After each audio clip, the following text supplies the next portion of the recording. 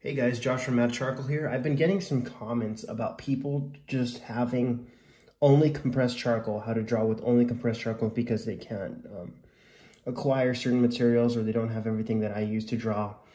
And I'm a firm believer of being able to draw with anything that's mark making and just trying to use whatever you have to make a good drawing. You don't necessarily need to have everything that is very fancy or some really good brand art supplies. You could use really anything.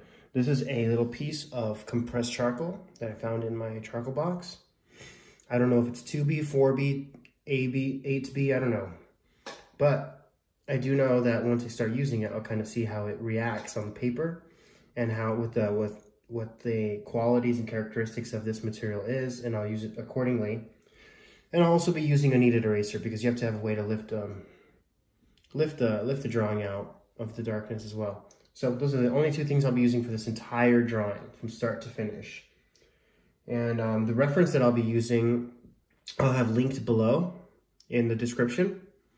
So you can pull it up and work along with me if you'd like. And the paper that I'm using is Strathmore 400 series drawing paper, which is a really affordable, good quality paper, but you can use any paper you want. The more, it's harder to get detailed with the more textured stuff, and it's a little harder for the charcoal to stick on the less textured stuff. So you want something in between that. And this size is 14 by 17. That's what I'm using here. So let's get started.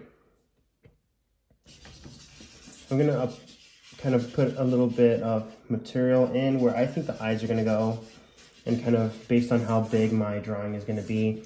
I want the top of it to be somewhere around there, the top of the face and the bottom of the face will be somewhere around there, and make all the other marks according to that.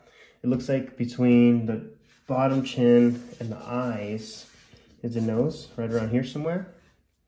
So the way I'm applying all these things is that I'm using the shadow shapes as I'm squinting while I'm looking at the reference.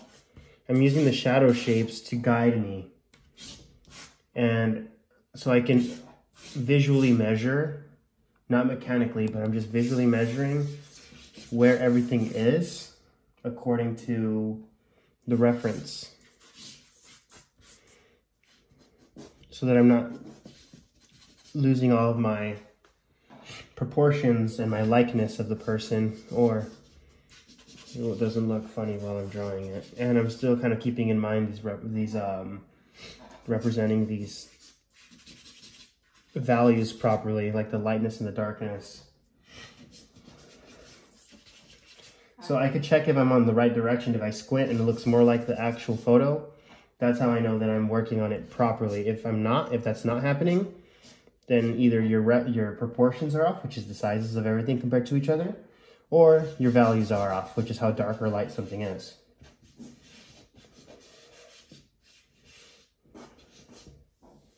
It looks like I might have gone too low with this chin, so I'm gonna bring the chin down here, but it's okay. I didn't go too dark right away, so I could kind of adjust that without having it be a catastrophe.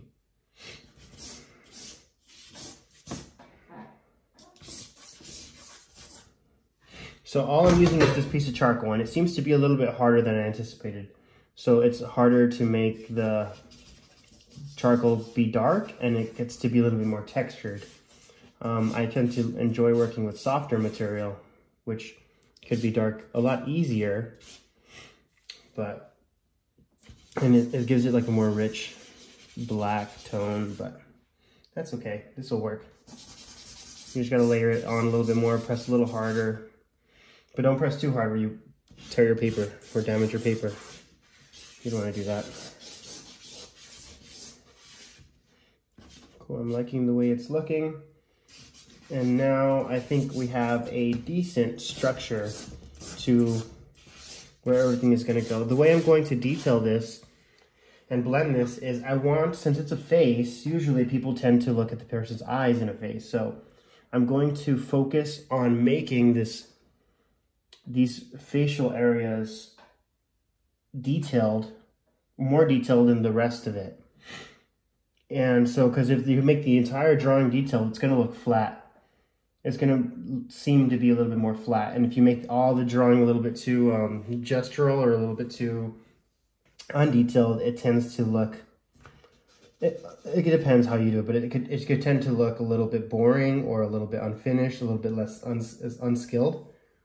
My favorite thing to do is to counteract these two qualities, or just juxtaposition them so that there's this focus points that brings the eye into where the drawing is focused, and the loose areas you can draw the eye out of, if so, in and out of the drawing, so it's a more enjoyable experience for the viewer. So what I'm going to do is, it looks like the edge of this mouth goes right alongside where this pupil is here. So I'm going to kind of just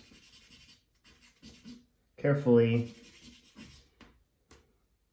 kind of establish where that is. And then, so this is just a little bit, the mouth is just a little bit wider than where the nose is. And then that goes right up until where the other pupil is, right up in here. And looks like there's a lot of shadow in the upper part of the eye, between the upper eyelid and the eyebrow. So we'll make sure to establish that. Getting those shapes right is really important so that it reads correctly. And then we have a lot more up here too. This is not a hyper-realism drawing, or even realism in general. That's not the goal here. The goal here is to capture some of the likeness, make the drawing a nice drawing, and to hopefully have some realistic aspects of the drawing, but have it more of an expressive work.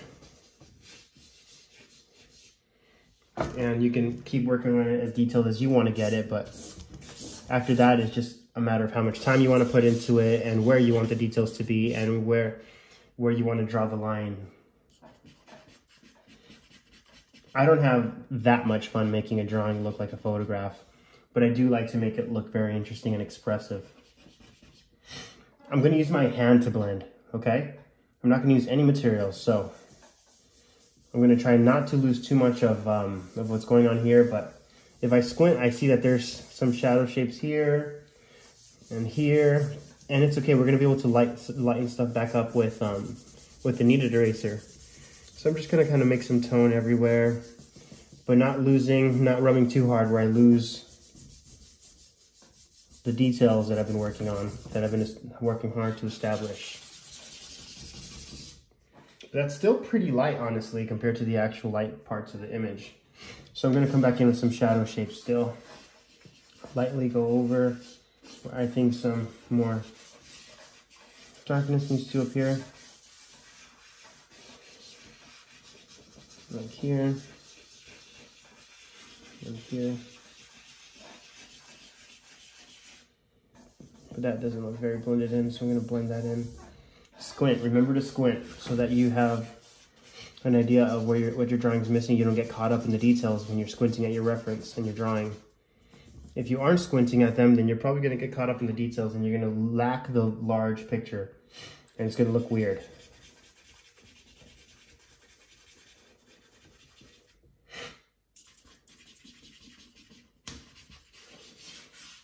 I know some people's style isn't necessarily realism or trying to replicate reality with their drawings, but I think that it's a vital skill set that any artist should have, and to be able to work from that like a tool, and work opposite of that if you need to, but not to just ignore it and say you don't need to. I don't think that's wise. Cool, we're starting to get a nice feel for this one. Now I'm going to take this kneaded eraser, clean it up a little bit. I know it's really dark because I've been using it a lot, but it's okay, it still works. I use my kneaded erasers for way too long and they still do the job. Be very delicate with these lights. So there's a highlight here. Looks like there's one there. Right under the eyelid here. Under the eyelid there. If I really squint, I see a tiny bit of the white of the eye here, so I'll just pop that in. But it looks like mostly in shadow, so I'm not going to mess with that too much. If you detail your eyes a little too much, and you start to lose the values, the actual values that are there, it's not even going to read as nice and as realistic as it could with only a few strokes that are correct.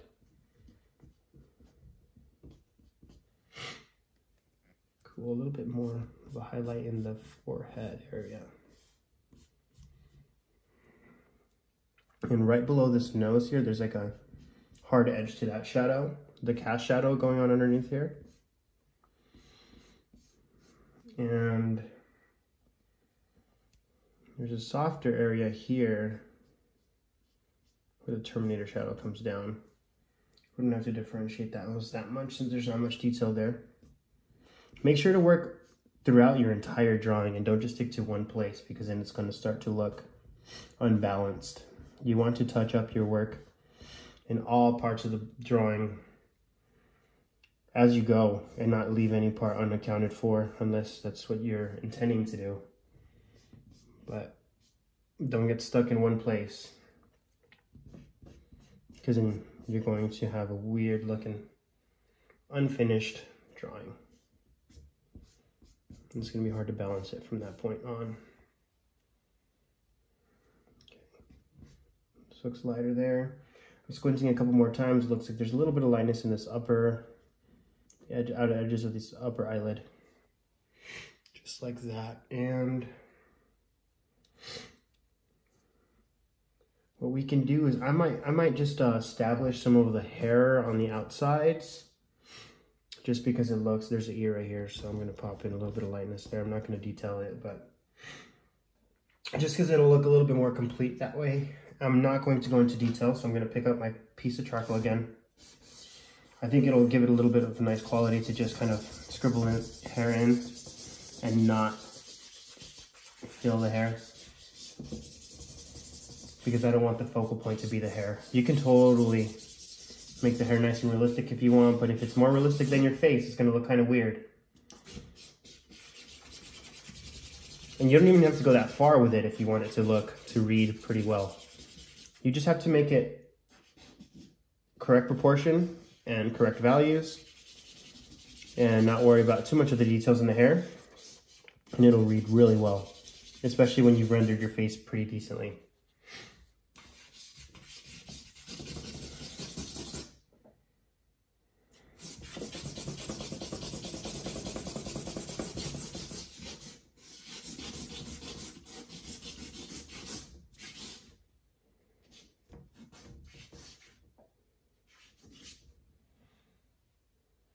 All right, it looks like this shadow here is a little darker than what I have down. And this isn't perfect, but I think it came out pretty nicely. Maybe I can go a little bit darker on this hair area. A little bit more. There we go. Make it look a little nicer.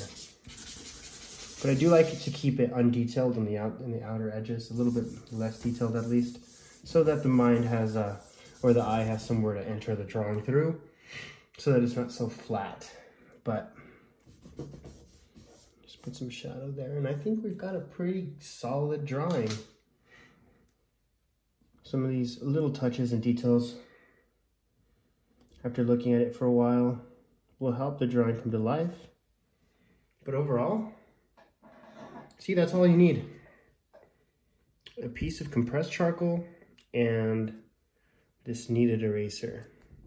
I'll have a link at the bottom of the video in the description with the reference that I'm using, okay? Thanks for watching, guys.